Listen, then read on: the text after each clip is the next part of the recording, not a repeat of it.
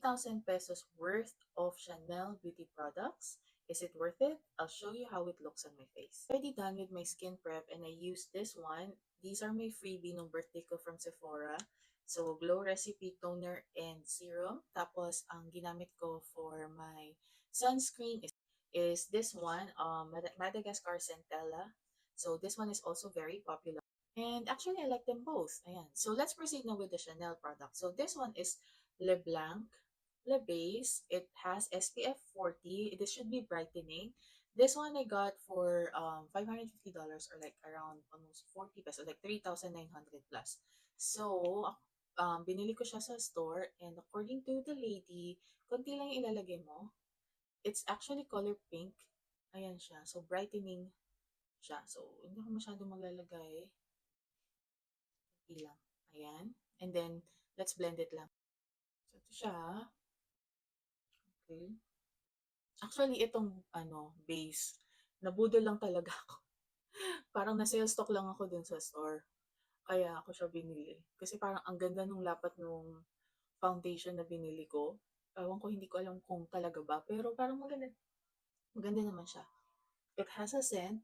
Parang pabango yung scent niya. And it's really nice. And it's very soft sa skin. Ayan siya. Ito yan. So, ayan, nag-brighten ba? Mukhang okay naman. Maganda naman siya. And then, let's proceed with the foundation. So, this is the Ultra Letane Foundation. It's Ultra Wear All Day Comfort Flawless Finish Foundation. I'm in the shade B20. And I'm gonna use my Sephora brush for this. So, ito lang talaga yung gusto kong bilhin. Pero pagdating doon, sabi ko kasi oily skin ako and ito yung binigay nila. Pero for some reason, may pinagamit sila sa akin na sobrang mas mahal na doble ng presyo. I forgot what the product is. So, parang sabi ko, hindi, ito lang yung gusto ko kasi nga sobrang mahal. So, sobrang one pump lang. And I'm gonna use this method na gaganito ko siya para daw magpantay, para hindi rin masyado maano yung coverage. So, ito yung shade. And let's put this here on my face. Okay. Coverage, it's actually medium coverage. And then, one pump lang yon.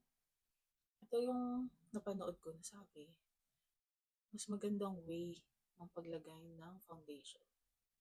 And actually, is it darker ba? Walang kung mali ba yung nabili ko na parang medyo yellowish siya. Pero, okay lang. And then, let's do one pump more. Ayan siya. Naman sa side na to. Actually, in terms of smell, mabango din siya. Pero hindi naman yung overpowering at para siyang amoy pabango or you can really feel na parang luxury yung I mean, sa base sa smell and sa texture ng product, you can feel na luxury item yung nilalagay mo sa mukha mo. But in terms of coverage, very natural finish lang siya. And ito siya. Hey, what do you think, guys? Actually, meron pa dito. Dito nga actually rin sa kamay ko, parang maganda rin yung itsura niya. And maraming tao dito sa TikTok nagsasabi na ito yung isa sa mga favorite nila na luxury. So, ayan siya guys. Ang ganda rin ng coverage and very nice siya. Perfect siya na coverage for me. Hindi naman sa medium. Parang hindi super full. Very natural. Tama nga. Siya. Ayan. Okay. And we're gonna add more. Ay, nakalimutan ko yung kilay ko but I'm gonna put something. Okay, so may kilay na ako. Hindi ko na sinama sa video kasi hindi naman yung focus. So, for my blush, I'm gonna use this Can Make Tokyo Cream Cheek Blush in the shade B01. This is my favorite lately kasi parang very light lang yung coverage niya. And ayan, na-hit pan ko na yung ibang side. So, put this lang. Gaganituhin ko lang siya. Kasi konti lang. Gusto ko lang siya magkaroon ng konting kulay din. And this is what I put. No, very mabilisan lang yung makeup. Ayan, ganyan lang. Para lang kunwari lang merong konting shade lang na ganyan. And lately kasi, napapansin ko dito sa TikTok, gusto nila yung very, karamihan ng tao talaga, like nila yung very pigmented. But for me, it doesn't work. Parang mas gusto ko yung medyo parang ano lang, natural lang. Then, ayan. So, ganyan lang. Okay. And then, let's put the concealer. For my concealer, I'm gonna use Huda Beauty Faux Filter, and this is in the shade Vanilla Swirl.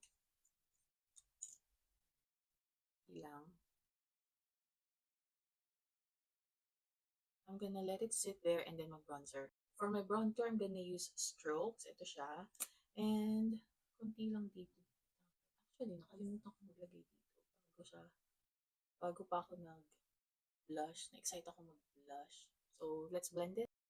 And then, I'm gonna set with my Charlotte Tilbury. Mini lang din.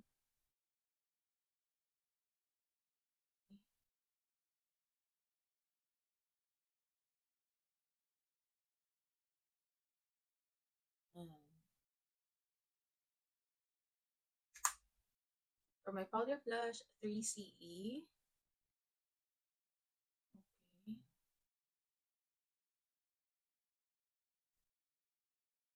For my highlighter, I'm gonna use Milani Liquid Highlighter, Conceal and Perfect. Just gonna blend this one.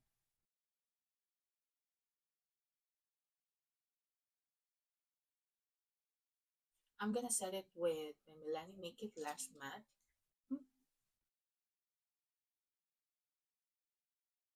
Then let that dry. And then lastly, for my lips, Revlon Rum Raisin. It's the Shine variant ba yun?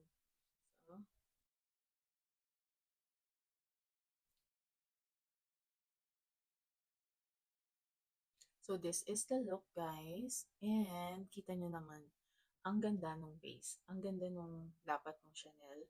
And I think it's worth it. But of course, it's a luxury product. So, alam nyo na, kumbaga hindi naman kailangan talaga. But if gusto nyo lang naman mag-invest, and I think it would be a nice investment and a nice way to start your luxury product collection. Here's the final look. Ganda niya sa skin. Parang ang flawless ng skin ko.